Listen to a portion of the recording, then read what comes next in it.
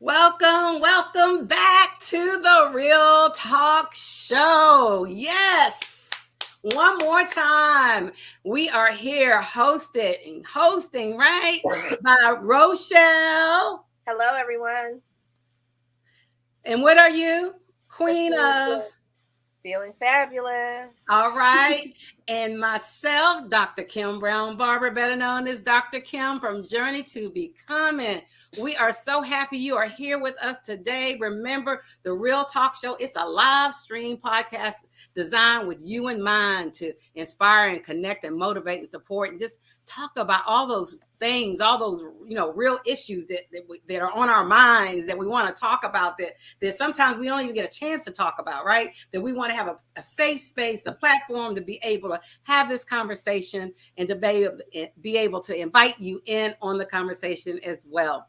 And so we have a topic every time, and we invite our panelists to be a part of our show. And we love it because we invite every type of woman from every type of background, and we are international. So we always like to look at people from all angles, right?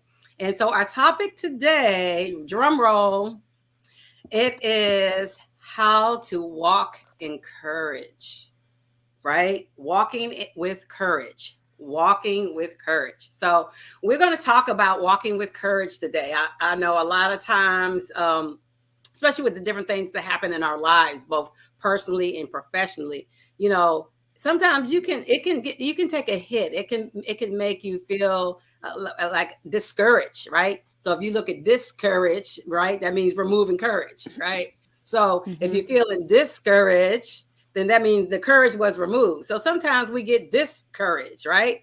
And we're not able to move forward and move on in different situations. And we need to be able to see, how do you do that? Or how do you continue to do that? Where's the sustainability in that, right? But first question I want to ask everybody is this. First, what is courage to you?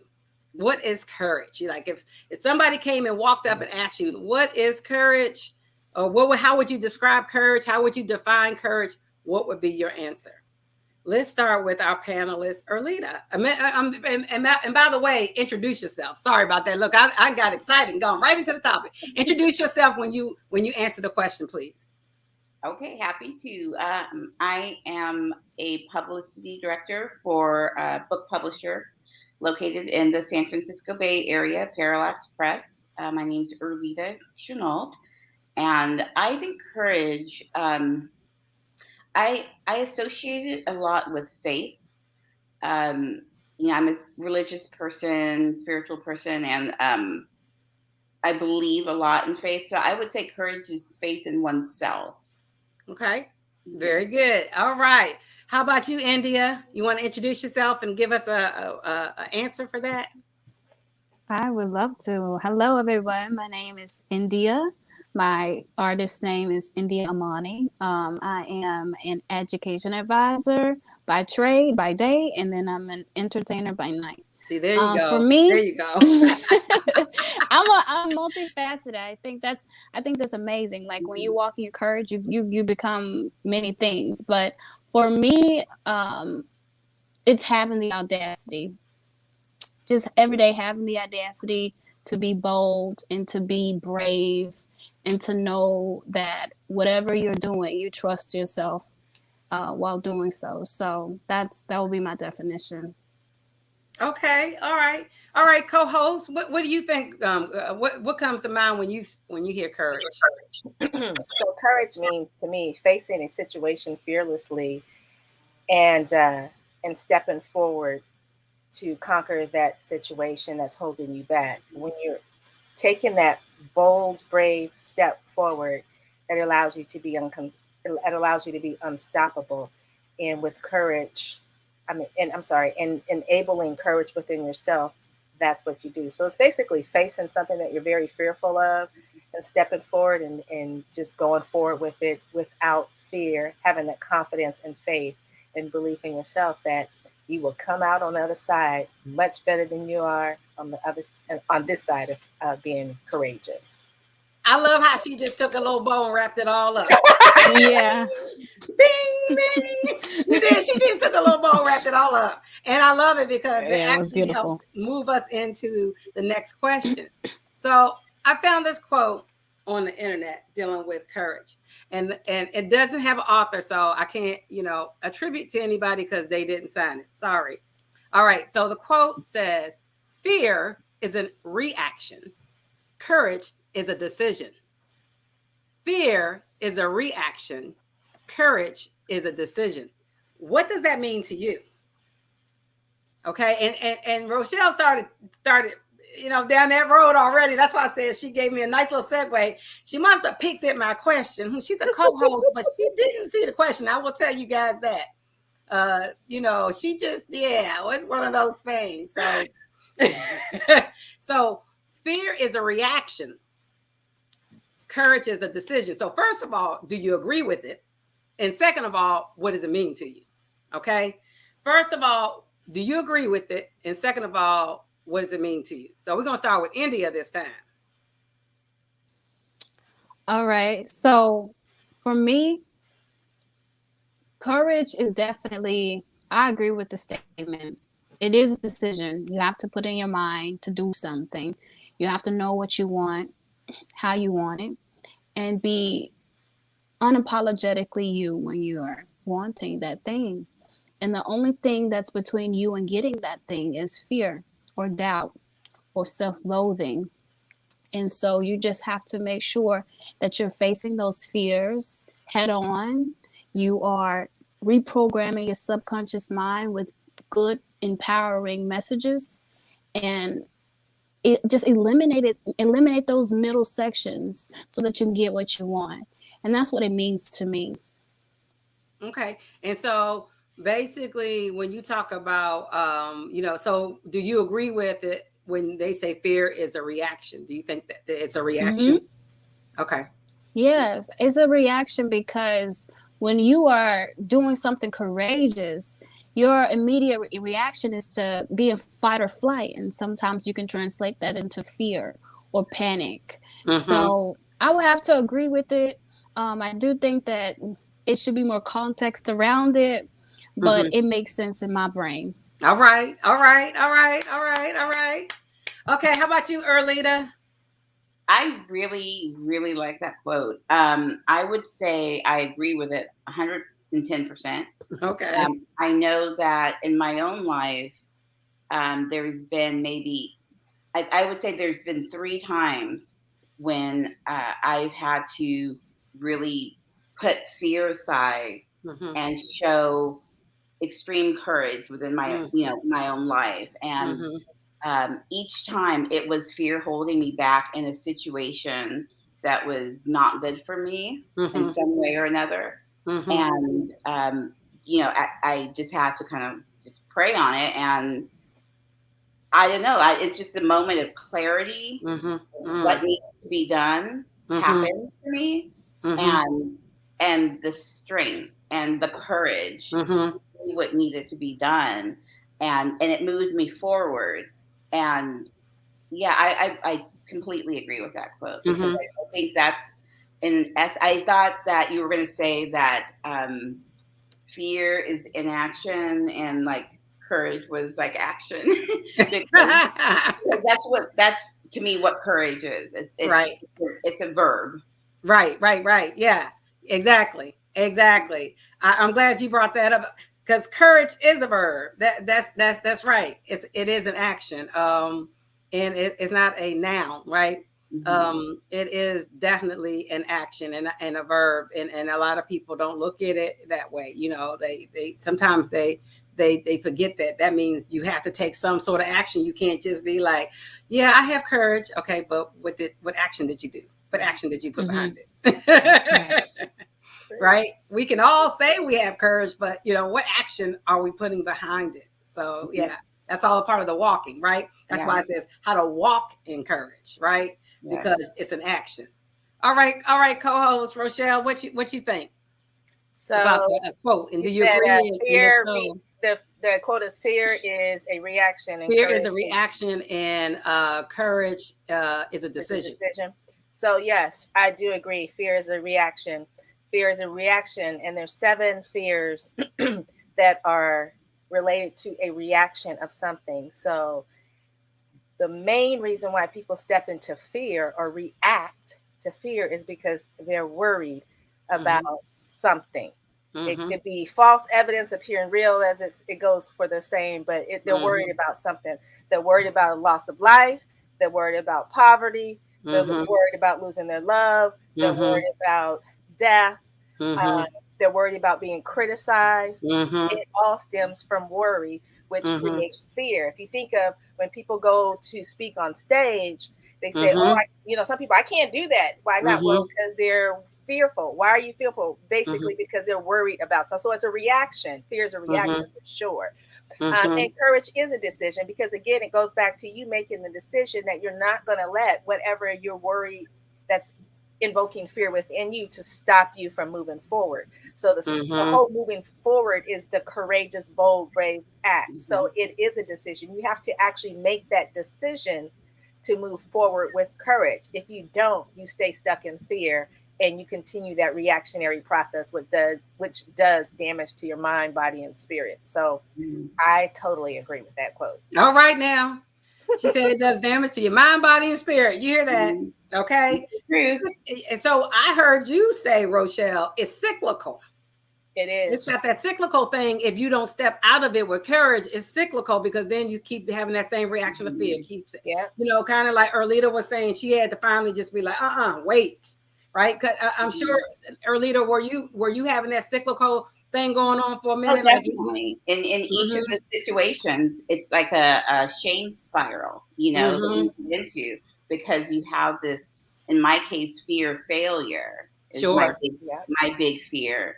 And you start going down it and it's hard to pull yourself out. And you just have to, pick that moment, that sweet moment in your life where things line up. And, whether you're a spiritual person or not, you're able to see clearly and Mm-hmm. and believe in yourself and have Mm-hmm. that courage Mm-hmm. to step out on faith that you can achieve what it is you need to achieve. And yeah. Yeah, it is. You're right. I mean, like, but I think it's amazing, and I really appreciate Rochelle talking about the cyclical part because some people are stuck. Mhm. Okay, like somebody watching this right now, somebody listening to this right now, right? Because it's we have great news that is coming up that Rochelle and I have to share, but somebody all of that happening right now, whoever is listening or watching or whatever, somebody's stuck and they're trying to figure out how do I get unstuck, right? And so part of that is that whatever it is, you're probably in that fear cycle, right? And you haven't gotten unstuck yet. So I would like my next question to be is how do you walk in courage every day? Or do you struggle? Like this is real talk, right? Mhm. This is real talk. So how do you walk in courage every day? Now this is not like, okay, this one time I said da da da da da. It's like every day, because every day is a new challenge. Every day is a new scenario. Even if you do the same thing every day, it's still a new scenario. Right. A new, different surroundings that that come with it, experiences or whatever. So how do you walk in courage every day? Or do you struggle? And if you do, like the struggle is real, like be real, right? And say what that struggle is and how you deal with that.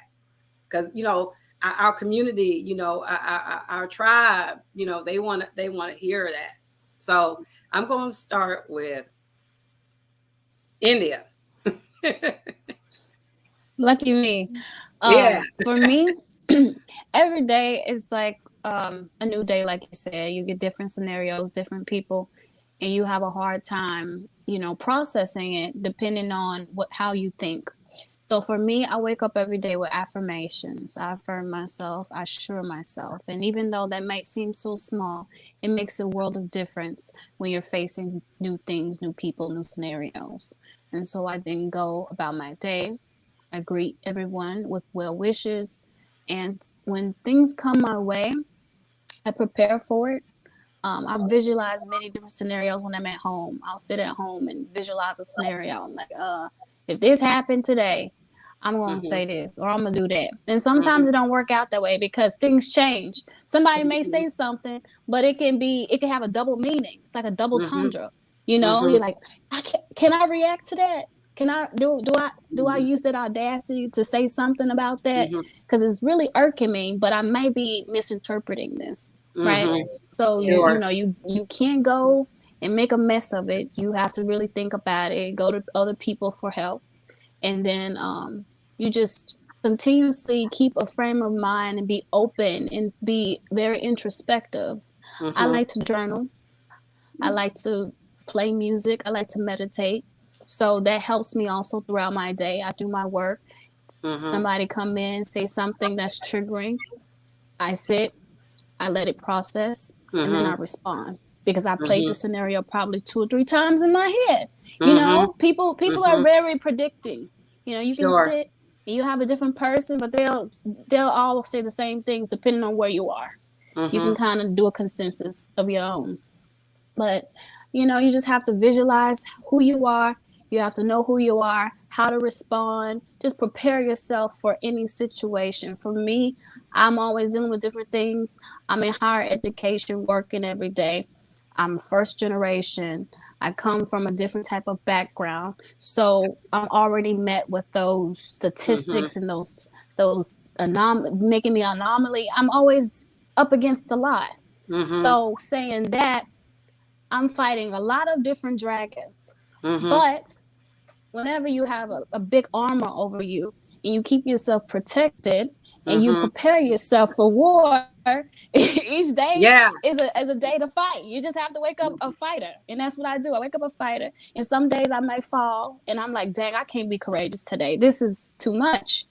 I close my door if possible. I turn the lights off. I turn my lamp on. Do not disturb. I'm not courageous today. I can't do this today. You know, I'm not afraid to say sometimes I feel defeated, but I get back up the next day and figure out how to prepare for the next day. That's real talk. Yeah, that's real talk. That's real talk right there. Because you just heard her say that, yeah, she had all these things and she's doing all these tools in her toolbox that, you know, helps her to cope, to be able to be courageous every day. But that she's honest and saying, hey, you know, but real talk, I some days I feel defeated, right? And this is what happens when I do. But then the next day I go back and I kind of like, you know, reset, right? I go back and reset so I can be able to come back out, you know, up, ready, and courageous. So yeah, that's all right. That's all right. All right, Erlita, talk to us. Well, you know, I would have to admire anybody who's able to walk in courage every day.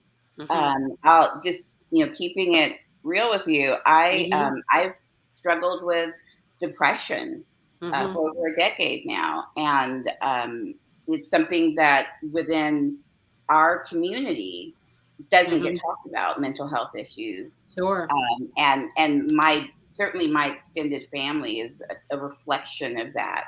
But you know, the fact is, not everything can be prayed away. You know, and so you have to. If you're in a situation where you know you wake up and you're just not feeling it, you have to be kind to yourself. You know, it's okay.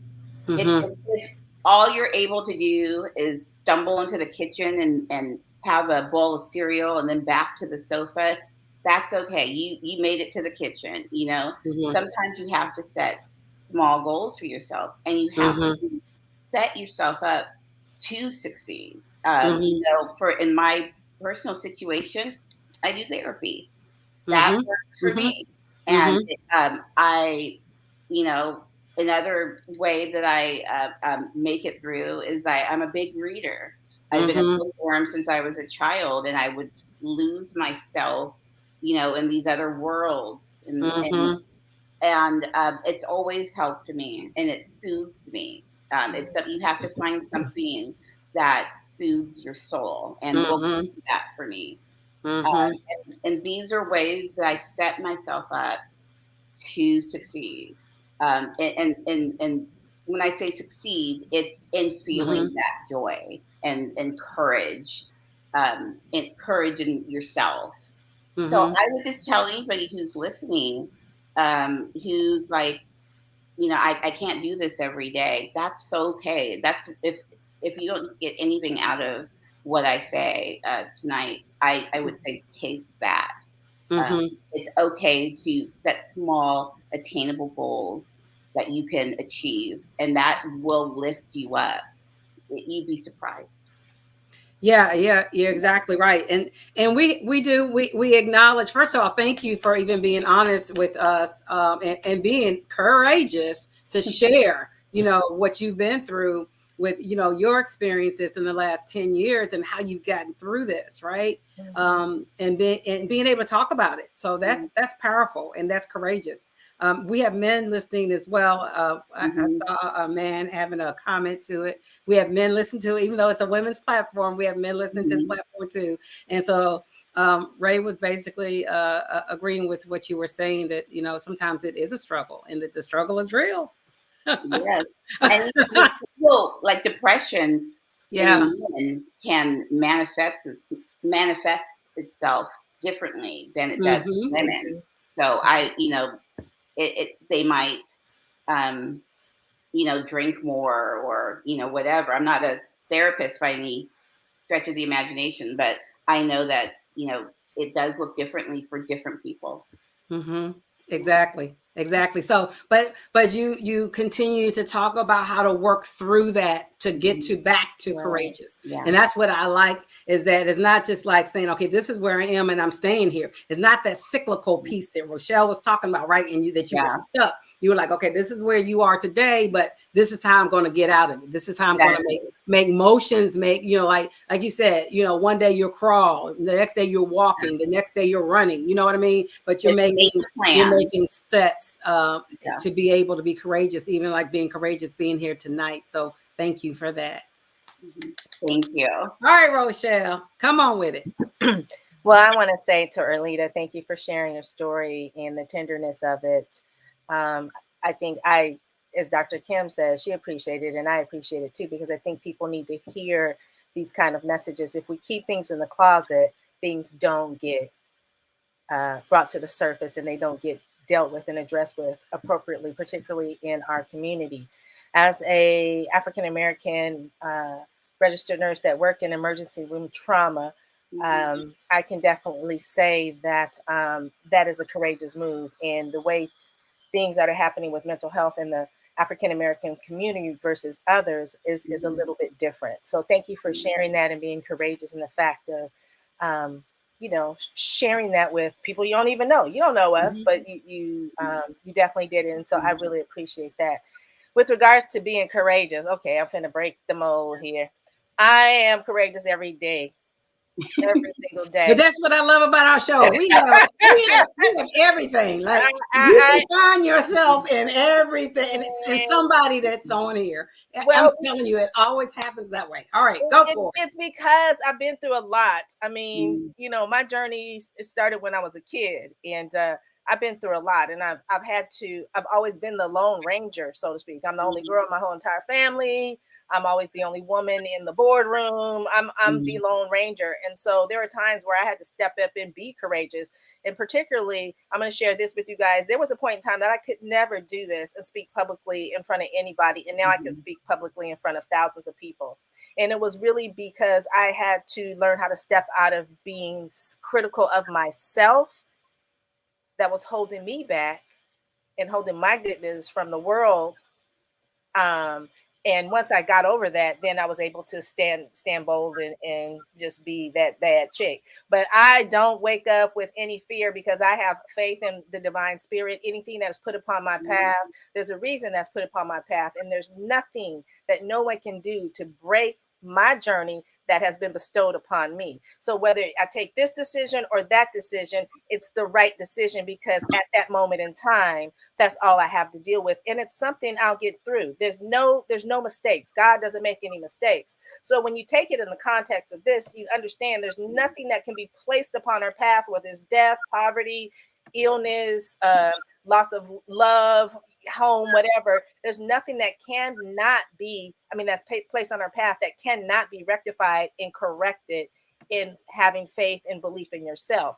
When you face a situation fearlessly, there's no situation to face. It actually, the weight of it all falls away. So if you're worrying about something that ain't even happened, when you stop worrying about it, when you face the fact that, yeah, I'm worried about X, Y, and Z, when you acknowledge that at that moment in time, you take the weight of that negative energy that you're worried about, you take the weight and you diminish it just a little bit. So like Erlita said, today you might be depressed and all you can do is lay on the couch, but tomorrow taking that first step and being courageous to get off the couch and go get you a glass of water on your own, as small as it might seem to someone, that's a huge monumental step of facing fear in the front door and kicking it to the curb. And each day things get better. So I have just that complete faith. I have faith in myself, but most importantly, I have faith in the divine spirit. And I know that all lessons, all experiences on my path is for me to step into that true greatness that the divine sees within me. And that's my gift to share with the world. So no, I don't have fear. And I am very courageous. But again, I think that just comes from having to fight all those boys when I was growing up. And I didn't want to get my butt whooped by no boy. So, and I wasn't going to get ran home, because you don't do that in the hood. Because if you do that once, you're going to get ran home every day. So, so I think it just stems from being that little bad baby girl out in the hood growing up. And that spirit is just in me. I don't know, but I know that I have had to learn how to step into some courageous moments, even when I was, fearful at one point in time.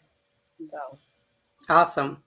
So now I'm going to give you a second to think about this, but our next question is this: who are some women famous to the world or famous to you who walk in courage?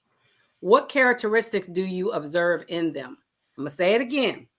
Who are some women famous to the world or just famous to you who walk in courage?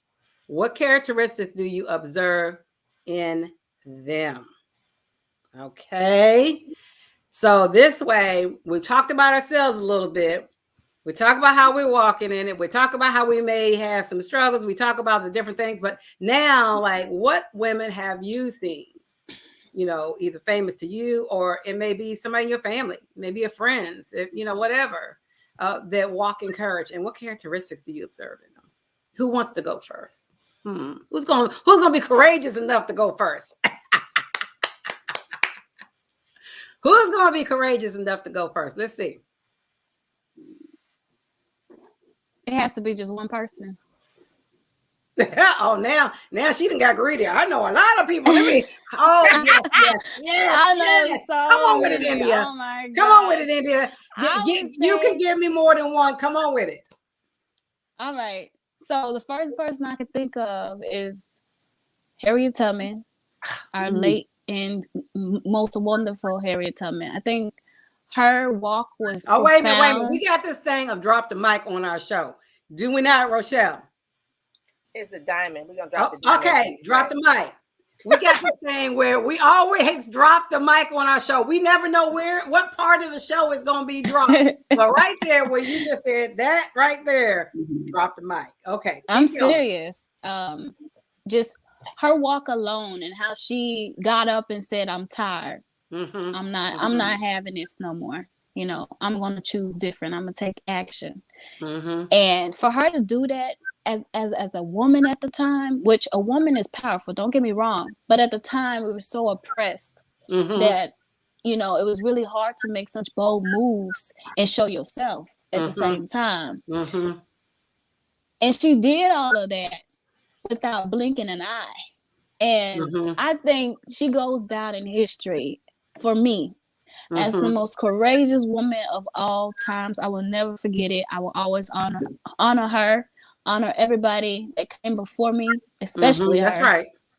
And then next I would say my mom and my matriarchs, and of course my patriarchs. I can't leave them out. That's right. But I've seen so many women walking in full courage despite the obstacles they had to face. My mom was a single mom. So this is why I'm speaking in this form. And so she raised 5 children, and that alone is profound. That alone is impactful. That alone is amazing to me, because I worked with children, and you know, sometimes I'm like, how does she do this? Because there's no way in the world that I'd be able at this age to manage children, a home, finance, everything that comes with being, right? So she would be my second, and my third would be like an entertainer like Beyonce. I love Beyonce. Okay, I love Beyonce. I think she's amazing. I think she's an incredible artist. I think she's awesome, and she's multi talented, and I'd have to give it to her. Yeah. All right. Hard All worker. right. All right. All right. All right, Arlita, talk to us. Okay. I'm mad that I didn't think of Harriet Tubman, because I just watched that movie too. And she is a complete badass. Which I knew that before, but just seeing the movie was amazing. I would say I have two. Well, no, I have three. Rosa Parks. Okay. Because I would say her because she did something that I'd like to think if I were living in that time, I would do, but I'm not 100% sure that I would have been brave enough to do that because of what it could have meant to her personally. You know, what happened was bad enough, but it could have been worse. And it's just a person taking a stand, not just on behalf of themselves, but on behalf of a race of people, you know. And I my parents grew up segregated in Kentucky and Lexington, and I hear their stories. My dad was in the Air Force, and going from station to station. There was a time in this country's existence where he could not get served in uniform in certain restaurants, or once they threw the dishes away after they served him. So I like to think if I were a woman, a Black woman in that time, I would have been, feisty and, out doing things, but it was scary. Sure. And, so I think what Rosa Parks did was just amazing courage. Going back further, Sojourner Truth with, when you add the women's, not just the abolitionist stuff, but the women's rights, knowing that it probably wasn't going to happen in her time, it didn't. But still having, I guess, using a word somebody brought up earlier, the audacity to dream, and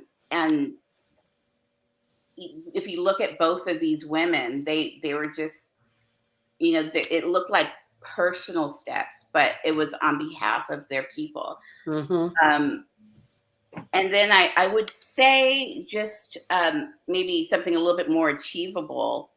I look at my late mother, and she was a young mom to my older brother. She and my dad got married right out of high school, and she became a military wife. And my family on both sides have been in Lexington, free and otherwise, for over 200 years. And so just to step out of Fayette County was an act of courage, and and to live all across the country, and 10 years in the Philippines, and and just literally on the other side of the world. And, different culture, everything. It's completely different culture. And I think about it, and I'm like, wow, that I this is my first time living outside of California since I was 7. I stayed within the same state as my parents when they were alive, and it was comfortable. I knew the politics, and you know, and but she went and had this adventure. You know, she had an adventurous streak, and I admire that. That's awesome. That is awesome. Yes, yes, yes, yes, yes. Well, you know, I think you have all named some really wonderful women, all of them women of courage, right? But I learned something when in my travels when I went to, I like to share because of the point that you just brought up, Elita, dealing with Rosa Parks. And Rosa Parks was definitely courageous, but she wasn't the first one that actually didn't give up her seat on the bus. Right. Oh. So in the National, what is it, Civil and Human Rights Museum in Atlanta, it has this information about, let's see, Rosa Parks did it in December 1955. And Claudette Colvin, a 15-year-old high school girl, did it in March of 1955. So you talking about some courage for her to be a high school student. Wasn't she pregnant, and that's why they didn't support behind, because that 15-year-old girl was pregnant. There you go. Parks actually fit the bill of what they were trying to. That's what I was trying to get around to. Yeah. But so there was my point is to say that there was a reason that it happened that way for Rosa Parks, but yet there was also someone else who had some courage, and that's why I'm saying that that 15-year-old girl, even though they didn't give the spotlight to her for the reasons that Rochelle just talked about, but she had some courage. So that's when you brought that up, Erlita, that just made me think about her. So thank you. She deserves some flowers. Yeah, I had to get some flowers to her right there, right? Sure. It's the Real Talk Show, so we had to be real about it. All right, Rochelle. Right. Yeah. So Rochelle, because actually we're getting closer to the end, but I want to hear from Rochelle about the women who she looks at as courageous, because she comes in contact with women every day in a lot of the things she does and has done, right? Even in the man's world that she was in engineering and everything. So what woman or women would you look as being who walks courageously, and what are their what do you observe are their characteristics? So I'm going to divulge. So where I get my courageous, fearless, bad, fierce self is because ever since I was a little girl, I've had this affinity connection to Harriet Tubman when I was in all African-American schools in first, second grade, and we actually got real Black history.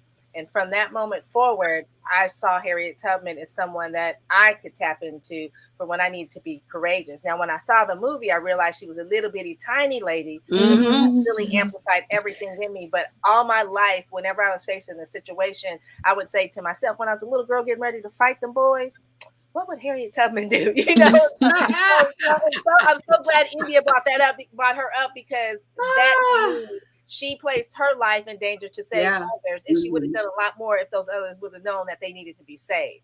The next person that comes to mind is, I'm moving a little forward to the 60s, Angela Davis. Angela Davis, I'm from the San Francisco Bay Area, and Angela Davis was monumental with regards to the civil rights and what was happening in Northern California, Oakland, with regards to how African-American people were being treated.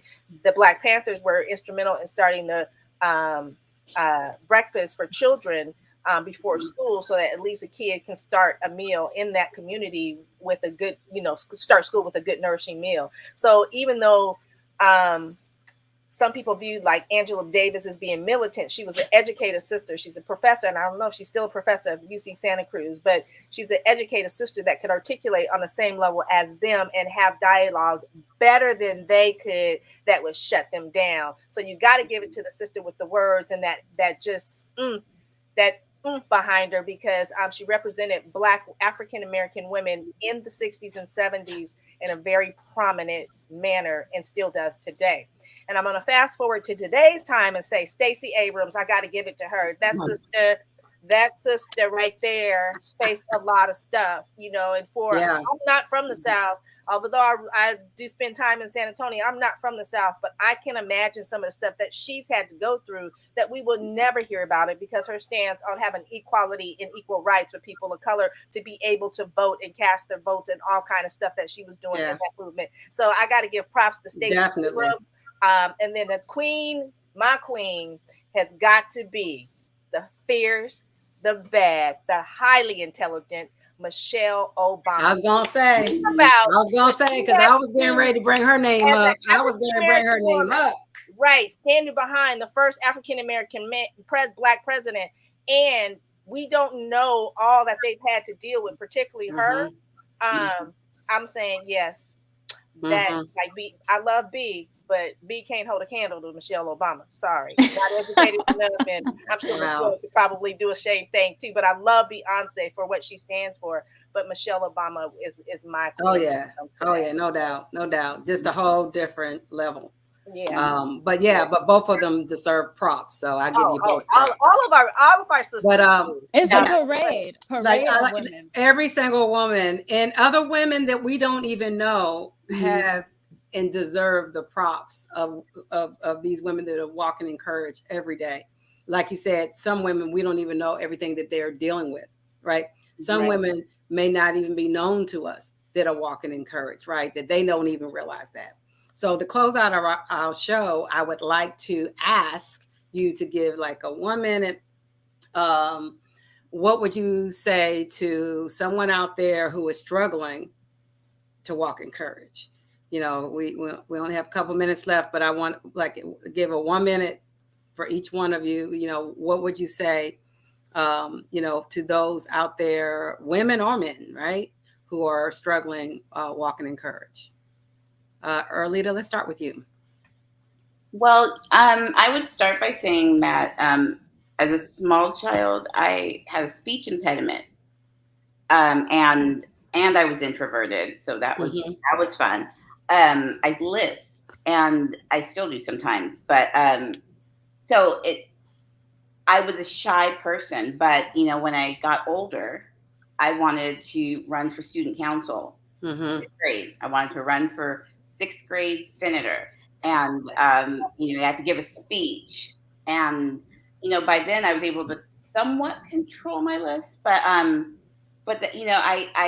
had to weigh what I wanted against my fear, and determine that I want this more than I'm afraid to do this other thing. I wanted to be a cheerleader. I have to get past that introvertedness. What I would suggest to someone who's struggling is to think about the things that they really want to achieve really badly, and weigh that against your fear. And I think in every case, their determination to achieve a goal will outweigh their fear, and they will find the courage within themselves, I believe.